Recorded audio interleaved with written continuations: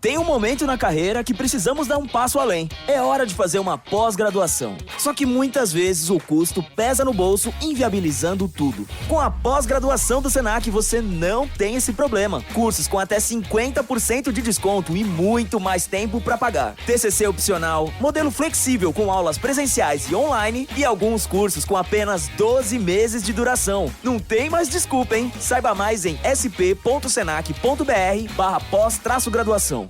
How would you like a 15% discount to my daily email, the stack of stuff, the show notes, discounts to the conference, all of that? All you need to do is text the word show to 33777. You'll get the annual subscription with a 15% discount to my daily email. You'll get the stack of stuff, the links to the show notes, discounts to the conference, and so much more.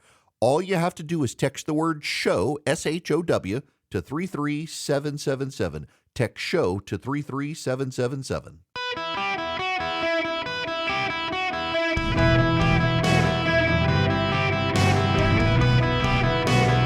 Welcome to the Eric Erickson Show podcast, Hour 1. My fellow Americans, welcome. It is Eric Erickson here across the United States of America. The phone number is 877-973-7425. Should you wish to be on the program, I would be delighted to have you. We have much to discuss today. And if you are a regular listener, this doesn't really get a lot of complaints, which I find notable and has convinced me that I'm right on this. One of the things that I do if you listen regularly to the program is I try to avoid starting with the raw politics of the day. We are at the end of April, beginning of May here, and people are exhausted, I have found, by the campaign season. We're not to November. We're a long way from November, and people are just flat out exhausted by the campaign season. People aren't happy. Now, you may be happy. Keep in mind, you may be happy with the candidates, but most Americans are not. So I try when I do the program to, frankly, avoid the bulk of just the run-of-the-mill, die-hard, raw politics of the day. But this is unavoidable. We've got to start with the data that's out there because it's bad. The trend lines are holding in American politics, and those trend lines are brutal for Joe Biden. To give you a sense of this, CNN has a new poll out, and just here's not me, here's Dana Bash. Begin this morning with new numbers in the presidential race. Donald Trump is spending hours each day in a New York courtroom in his criminal hush money trial. But on the campaign trail, a brand new CNN poll out this morning shows Trump sustaining his lead over President Biden among registered voters, 49 to 43%, with more saying they considered Trump's presidency a success than Biden. Yeah. The biggest trend line, and I mentioned this last week because the Heritage Foundation polling showed it last week. And now it's not just the Heritage Foundation polling that shows this. It is the CBS polling, the Quinnipiac polling, the CNN polling. This is brutal polling for Joe Biden, that more Americans now favor the Trump administration and have fond memories of the Trump administration compared to the Biden administration that's currently going on.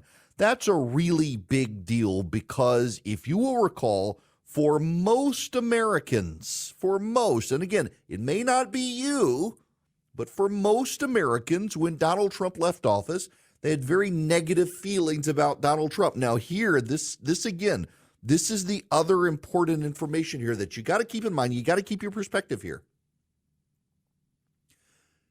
You may like Donald Trump. You may love Donald Trump. Donald Trump may be your man. But for most Americans, he's not. And when Donald Trump left office, you may have fond memories of his time in office, but most Americans did not. And then there's this. You may decide the polling is crap. You may decide the polling is bad. You may decide the polling is wrong. I'm not going to dissuade you of that, but what I am going to tell you is when all of the polls from every media outlet all show the same trends, forget the number. Maybe it's 40%, maybe it's 50%, maybe it's 60%, maybe it's 100%.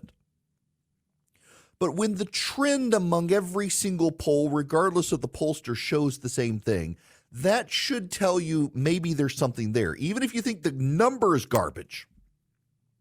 When every poll from every pollster shows you the same thing, whether it's a Republican pollster or a Democratic pollster or a media pollster or an independent pollster, you should wonder maybe there's something there. And so whether it's Quinnipiac or CBS or CNN or ABC or NBC or Fox News or Gallup or Marist or Emerson or Trafalgar or Civics or New York Times Siena, they all, every single one of these polls show more Americans now than 4 years ago have a favorable opinion of Donald Trump's tenure in office and prefer Donald Trump's tenure in office to Joe Biden's.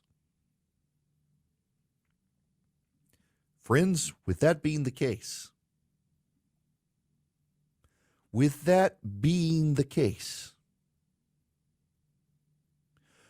you should wonder about the trend lines for Joe Biden. The reason I say this is because if it's the case that more Americans actually now have a more favorable opinion of Trump's tenure in office than Joe Biden's tenure in office, that's a terrible sign. Not only that, here's the thing. People hate both candidates. According to the CNN poll, nobody likes them. Nobody likes Joe Biden. Nobody likes Donald Trump. But of the people who hate both candidates, overwhelmingly they're going for Donald Trump. That, too, should be a big red flag. That, too, should be a huge flag for everybody. When you have that many people, and by the way, the number one issue is the economy, and overwhelmingly the people whose number one issue is the economy are voting for Donald Trump, that should worry the Democrats. Now, here's the Democrats' theory of the case. The Democrats' theory of the case is that Donald Trump has a ceiling, and that ceiling is 44-ish%. And because of that ceiling, Donald Trump can't get any higher. And because Donald Trump can't get any higher than 44%, it's just not going to happen. He's not going to get higher. He's stuck at 44. But here's the problem for the Democrats. Look at the actual polling. Donald Trump is higher than that. Here's the problem for the Democrats. Last week, the week before that, Donald Trump in the Real Clear Politics polling average was 0.2, 0.3, 0.1% higher than Joe Biden. You know where he is now? Full point. He's exactly 1 point ahead of Joe Biden. Why? Because in that CNN poll, Donald Trump is up 6. The New York Times Siena College poll is of likely voters, not registered voters. The CNN poll is of registered voters. Registered voters are not likely voters. Likely voters skew Democrat. But even with likely voters in the CNN polling, you can extrapolate out Donald Trump still wins by a couple points. He's up 6 among registered voters. Quinnipiac is a poll that favors the Democrats. Quinnipiac has a large Democratic sample outweighing the Republican sample, and Quinnipiac has it tied. Morning Consult is an online poll. Online polls tend to be of more educated people. They tend to lean to the Democrats, and Biden's only up 1. The New York Times Siena College poll is the one poll among likely voters, not registered voters, likely voters. Not only is the New York Times Siena College poll among likely voters, 1,059 likely voters, but the New York Times Siena College poll is the most accurate pollster of 2020 and 2022. The New York Times Siena College poll nailed the outcome in 2020 and 2022. It has Trump up one nationally. So if Trump is up one nationally, that includes people in California and New York. If Trump is up nationally in those electoral college states that matter, he's up even more. There was a period of time in the last 2 weeks where Joe Biden got to parity with Donald Trump. But it turns out Donald Trump in this trial, it's actually helping him. It's not hurting him. The Democrats have been convinced that the legal issues would bog Trump down. It looks like they're making him more favorable. In 2021, 41% of Americans viewed Donald Trump's administration as a success. 41%, slightly more than people who view Joe Biden as a success right now. You know what the number is right now? They just put it on the screen. I got CNN up. Do you know what the number is now in the CNN poll? 55% of Americans view Donald Trump's tenure in office as a success. They're looking at Donald Trump in office and they're comparing it to Joe Biden in office, and they don't like what they see right now. This really isn't about Donald Trump so much as it is about Joe Biden. Americans don't like Joe Biden's time in office. This is kind of funny. See, here's the humor in this. Democrats are convinced because they hate Donald Trump so much, you do too. And Democrats are convinced because they hate Donald Trump so much, there's no way he could win. And Democrats are convinced that you agree with that assessment. Democrats are convinced Donald Trump can't win. Despite all the polling. And here's the thing. If you're listening, again, some of you are screaming about the polling. I know my audience. Some of you are mad with me for leading with this because you don't believe the polls. You think the polls are lying. You think the polls are garbage. You think no one should pay attention to the polls. But Democrats believe the polls. And the polling shows there's a problem. Daily Kos is a left-wing site. Daily Kos was the original left-wing group site. In fact, when we started redstate.com in 2004, it was in response to Daily Kos starting. Civics is a left-wing pollster. Daily Kos and Civics have polled 1,161 registered voters. It is a Democratic-leaning poll, and it has Donald Trump up one. You can say that this is all to lull people into a false sense of security. I still think the polling is going to shift the closer we get. When more pollsters bring in likely voters instead of registered voters, I think the polling shifts towards Joe Biden. In fact, I think incumbency, money, and voters most likely to vote supporting Biden gives Joe Biden a latent advantage, and I would not be surprised to wake up on Election Day and see Joe Biden win. Because he's got more money, the people most likely to vote support him, and he's got incumbency. Those give him advantages. The governor of Arizona is now a Democrat. The governor of Michigan is now a Democrat. The governor of Pennsylvania is now a Democrat. The governor of Wisconsin is now a Democrat. The governor in North Carolina is a Democrat. In all those states, that tends to give candidates an advantage when they and the governor of a state align. Joe Biden has all of these issues that favor him.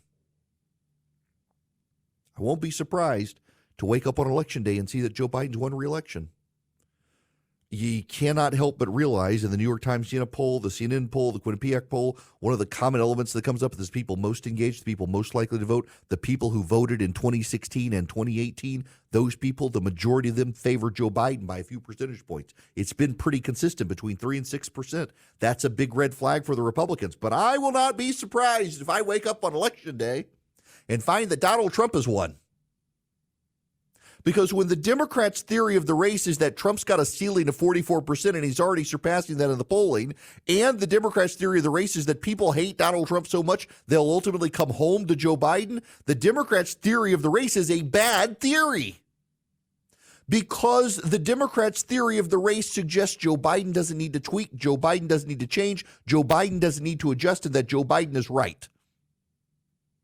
If the Democrats' theory of the race is that people will ultimately decide they have to go with Joe Biden because they don't like Donald Trump and that Donald Trump has a ceiling that he's already surpassing in the polling, the Democrats' theory of the race is wrong. And so they can have advantages like incumbency, they can have advantages like money, and they can have advantages like most people who are going to go vote are going to vote Joe Biden. And those don't get him anything when most people hate him and they prefer Donald Trump. If I were a Democrat, I would lie awake at night in terror, realizing that every major poll of every major pollster shows more people now have a favorable view of Donald Trump's tenure in office than they do of Joe Biden's present tenure in office. And that would keep me up at night if I were a Democrat. The fact that it's not, and they've convinced themselves they all hate Trump, so no one else will vote for Trump, that's going to give them a nightmare come Election Day if things don't change.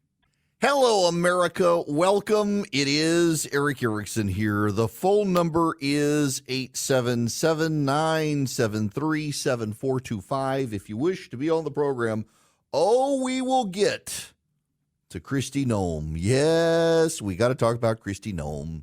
We'll get there. Right now, I got to tell you, so Nerd Prom was last night, or Saturday night. Nerd Prom is the White House Correspondents' Dinner. It's one of the things I liked about Trump was his willingness to ignore it, avoid it, shun it. It is always a circle of jerks getting together to praise the Democrats and bash the Republicans. I've never quite understood why so many people on the right decided they wanted to go. I thought it was notable Fox News brought Caitlyn Jenner with them, Bruce in drag, and there's something there that I don't know that social conservatives get. This came up on Friday when I was at the Frontline Policy conference. And by the way, I gotta say to my buddy Cole Musio, and I'm doing it here on the show, fantastic conference, fantastic speakers, very, very thoughtful. Really enjoyed being a part of it. They really wanted me to do stuff on Saturday. I've been gone so long I couldn't. And then we had my son's eye situation, so he's getting better, but still I didn't need to be up there on Saturday as well. But it was a great conference. But this came up. The number of people I know, social conservatives, who get a fairer hearing on CNN than they do on Fox. And the reality is just that at CNN, they're at least willing to explore both sides. And at Fox, they don't really talk about social conservative issues at all. And they platform Caitlyn Jenner, and they're more and more sympathetic to socially liberal positions. It's just it's a notable situation. So anyway, Nerd Prom, it was garbage. Colin Jost wasn't that fantastic. Neither was Joe Biden. He got his digs in on Trump, and we'll move on. Recently, 10 regional banks have had their credit downgraded. In fact, there's one in Philadelphia that's having to be sold. Federal regulators are negotiating on it. This should be a warning sign for people. Something's not right in the economy. We've got negative growth unless you include government spending, all this sort of stuff happening. Swiss America's been sounding the alarm. They've got a report. It is free for you to read. It's called The Secret War on Cash. They want to help you protect your hard-earned assets now. To get your copy of the report, The Secret War on Cash, completely for free, all you do is mention my name, Eric Erickson, when you call or text 800-289-2646. The all-out war on cash includes digital forms of currency, the government and corporations trying to control your spending by pushing you to use plastic that they can then spy on you and your purchases instead of using cash. Get the report, The Secret War on Cash, completely for free. Mention my name, Eric Erickson, 800-289-2646, 800-289-2646. You can also go to SwissAmerica.com/Eric or call 800-289-2646. Message and data rates may apply. Hello and welcome. It is Eric Erickson here across the nation. The phone number 877-973-7425. If you text Eric, E-R-I-C-K, to 33777, you can get the show notes, you can get the live stream, you can get the podcast, you can get all the social media links to follow me around. Y'all, can we talk about Kristi Noem? let me give you the facts about Kristi Noem, and you can judge this for yourself. The London Guardian, which is a left-wing publication, it got an early copy of Kristi Noem, and her book is coming out now. She's got a book coming out. She's vying to be vice presidential timber for Donald Trump, and she wants to give an anecdote that she's willing to do the difficult, messy, and ugly things if they need to be done. And so she recounts killing Cricket. I'm just going to read this to you. This is a 20-year-old story. Cricket was a wire hair pointer about 14 months old, the South Dakota governor writes in a new book, adding that the dog, a female, had an aggressive personality and needed to be trained to be used for hunting pheasant. Noem's book, No Going Back, The Truth of What's Wrong with Politics and How We Move America Forward, will be published next month. Like other aspirants to be Trump's vice president who's ventured into print, Noem offers readers a mixture of autobiography, policy prescriptions, and political invective aimed at Democrats and other enemies. She includes her story about the ill-fated Cricket to illustrate her willingness to do anything, quote, difficult, messy, and ugly, if it needs to be done. Noem wrote that she took Cricket on a pheasant hunt with older dogs. The dog was young, and she hoped to calm it down and begin to teach her how to behave.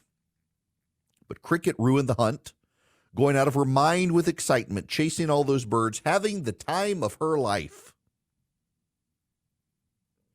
Cricket was on an electronic collar to attempt to bring her under control, but it didn't work. On the way home from the hunt, Noem stopped to talk to a local family, and Cricket escaped the truck and attacked the chickens and grabbed a chicken, crunching it to death with one bite, then dropped it to attack another. Noem says Cricket behaved like a trained assassin. When Noem finally grabbed Cricket, the dog whipped around to bite her. Then, as the chicken's owner wept, Noem repeatedly apologized and wrote the family a check, quote, for the price they asked and helped them dispose of the carcasses littering the scene of the crime. Cricket, the whole time, was the picture of pure joy. I hated that dog, Noem writes, adding Cricket had proven herself untrainable, dangerous to anyone who came in contact with her, and less than worthless as a hunting dog. At that moment, I realized I had to put her down. She got her gun, led Cricket to a gravel pit, and shot the dog. It was not a pleasant job, but it had to be done. And after it was over, I realized another unpleasant job needed to be done. She owned the female goat that was nasty and mean because it had not been castrated, and the goat smelled disgusting, musky, rancid, and loved to chase Noem's children. Noem decided she needed to kill the goat, just like Cricket. So she dragged the goat to a gravel pit. The goat jumped as Noem shot the goat and survived the wound, so she went back to the truck, retrieved another shell, then hurried back to the gravel pit and put him down with a shotgun. Noem realized a construction crew was watching her kill both animals.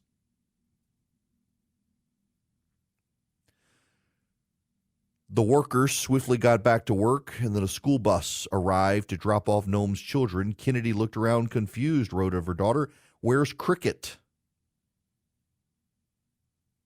We love animals, but tough decisions like this happen all the time on a farm.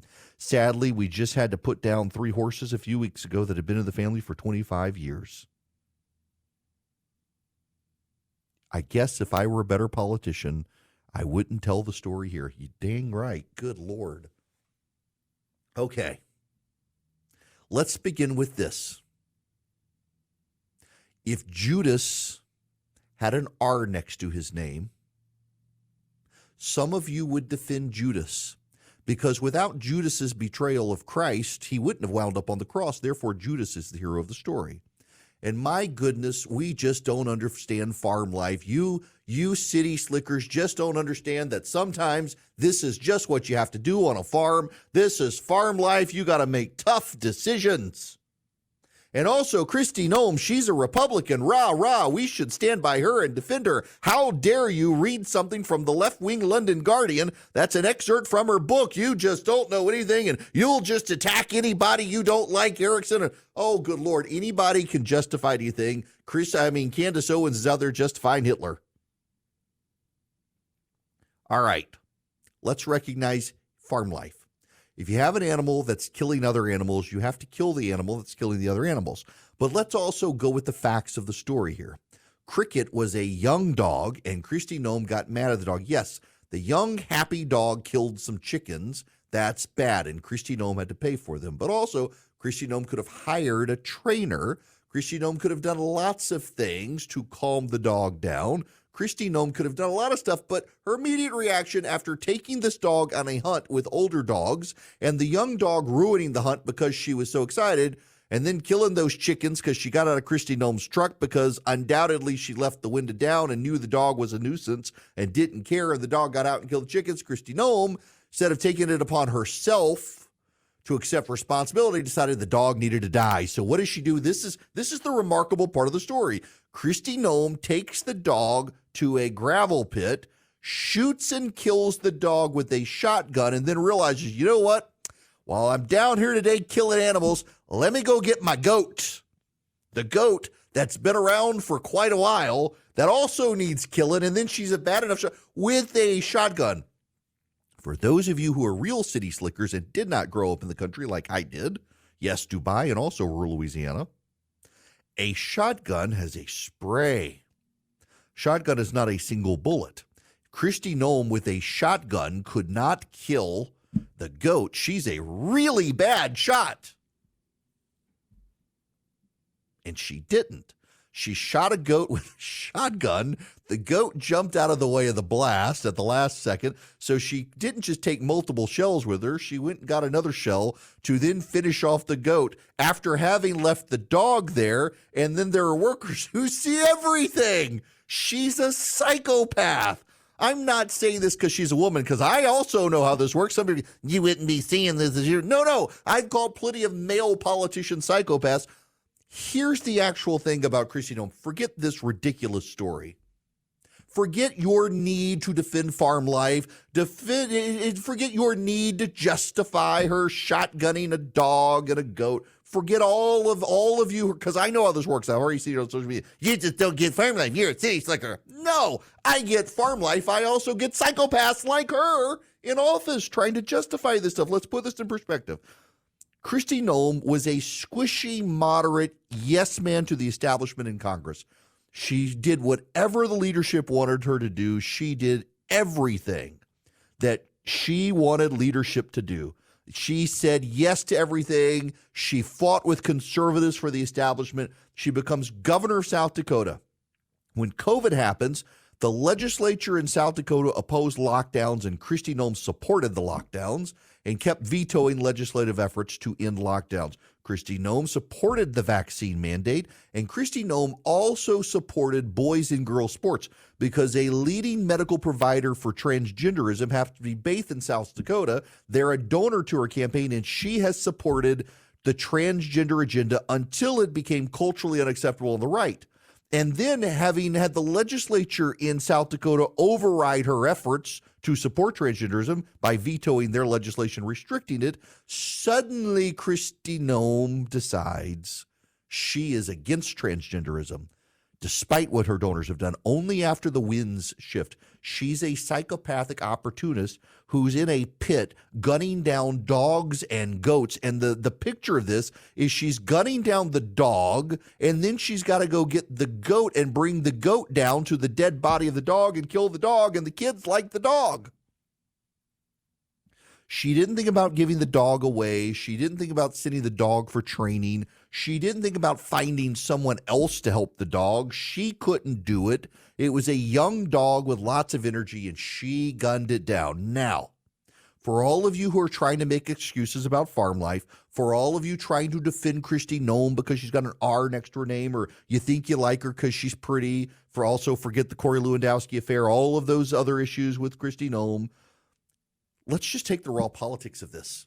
Donald Trump's problems are with suburban women, and you're going to put a woman on the ticket with him who talks about gunning down dogs. Now, the funniest bit of analysis from this, I think, came from Casey Hunt on CNN. Listen to this. Is she trying to so Donald Trump, famously hates dogs. He he'll use the phrase so-and-so should be shot like a dog.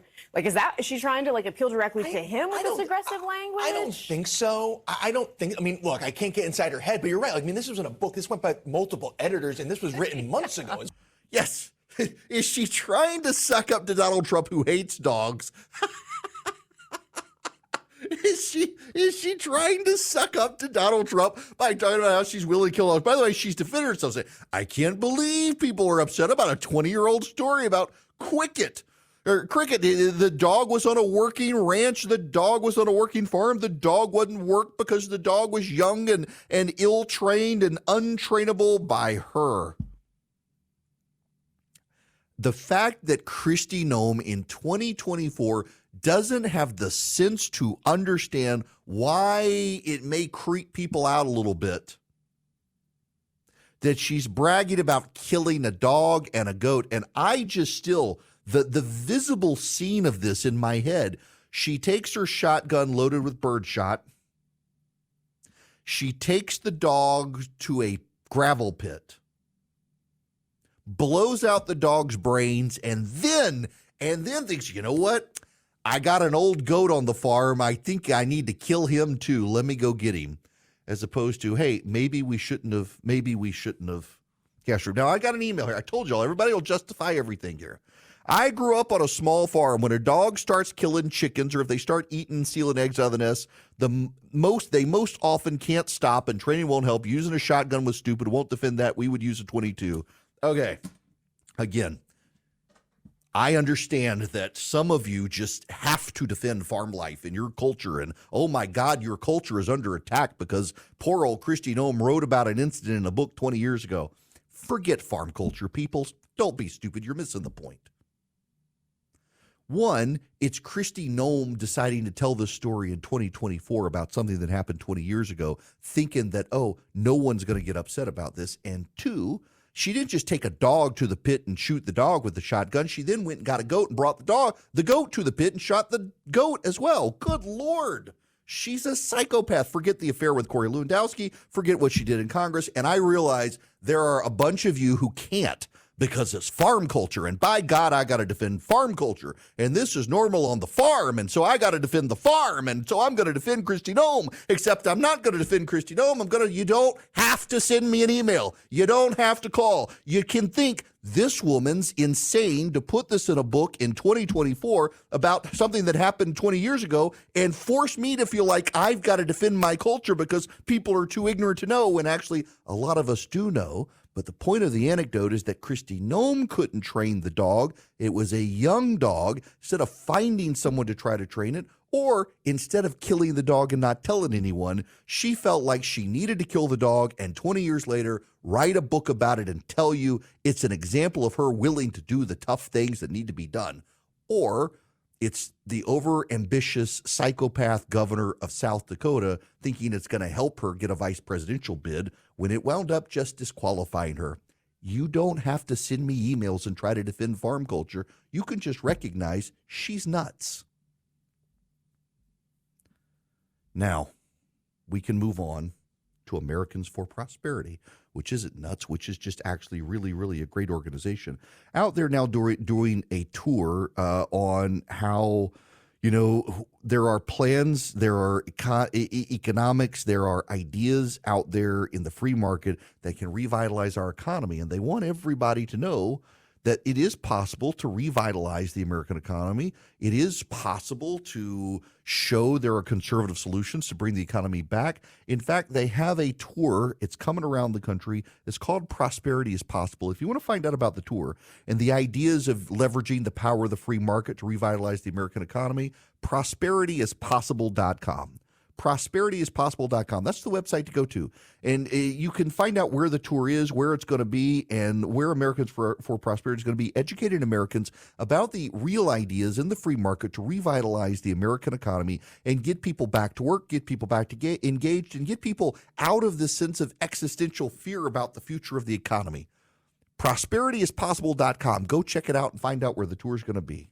Welcome. It's Eric Erickson here. This hour of the program brought to you by First Liberty Building and Loan. FirstLibertyGA.com is their website. You buying a building, buying a franchise, reach out to them. Tell them I sent you. FirstLibertyGA.com. They can help anybody nationwide. So two people emailed and said, okay, I get the gnome stuff, but weren't you talking about killing a mockingbird last week? I didn't kill the mockingbird. That's the difference. I didn't kill the mockingbird. Christy Gnome killed the dog and the goat and then wrote about it as if it was a favorable story. One, if I had killed the mockingbird, I wouldn't say anything. Someone actually did email me and tell me it's against federal law. I had no idea. It literally is against federal law to kill mockingbirds. But I didn't. The mockingbird ultimately did shut up, thank goodness. I don't think the cat got it. The nest is still there, and I've seen the mockingbird, but he went from like nonstop shouting at night to probably gorging on cicadas and getting full during the day, so he sleeps with a full belly at night. The cicadas are crazy. But I did not kill the mockingbird. Unlike Christy Gnome, serial killer of animals. I joke about the Judas stuff, but it's true. The number of people who will find the need to be defensive. And you don't understand farm culture. Y'all, my grandfather was a farmer. My grandfather had a giant farm. My parents still have. I understand farm culture. I understand rural America. I don't understand the need for people to just spring into defense. You must not understand farm culture. This is normal. I don't care. I don't care. This is about Christy Gnome. This isn't about farm culture. It's not about farms. This is about a woman who wants to be vice president of the United States, who cheated on her husband with Corey Lewandowski, who was an establishment puke in Congress, who is for transgender activists because she had big donors who supported it until it became a cultural touch point, was for lockdowns and mandatory vaccines until it became a cultural touch point. This woman is a political opportunist who has the sense to think bragging about killing a dog is going to go over well with people in 2024, regardless of the circumstances of farm culture. It really is. I am waiting for the person, because I know they're out there saying, yeah, I can't believe you brought that up about Judas. Do you know it literally is true that Jesus had to die on the cross for our sins to be forgiven? And it was Judas who sold him out. And Judas is the hero, because without Judas, he wouldn't have died. So you got to give Judas credit. We're going to see him in heaven one day because Judas fulfilled a prophecy, and we would not be able to go to heaven but for Judas. He's the hero of the story. Talk about missing the plot. But I guarantee you someone's out there right now banging away at their keyboard to defend farm culture and Judas to me, because Americans just have the sense that I must defend. Now, the Democrats, they're having a moment because the Supreme Court's about to give them what they want, but they're not going to do it fast enough, which means the Supreme Court's the bad guy to the Democrats because they're going to get exactly what they want, but not in the time they want it. Therefore, the Supreme Court must be on Donald Trump's side.